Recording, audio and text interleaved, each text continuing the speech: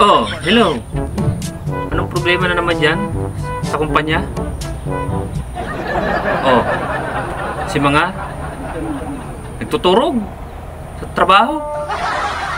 Yudi punggulan. Ano tayo, sige na naman yung tururog. Tururog sa ng tururog. Magturog sana. Yan sana ang gibo. Maurag yun ang empleyado. Ayos yan. Proud ako dyan pag-arog kaya. Magturog sana maghabang buhay. Kaya na sana magmata-mata. No? Pag nagmata, tanggalon sa trabaho. Anoan? Di punggol na yan. Sige na sanang tururog. Ayos yan. Pagbalik ko dyan sa kampanya, pupromote tayo.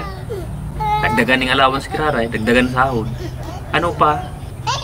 Tawa ng grocery, aral daw. Very good dyan, very good na empleyado. O sige na. Bye.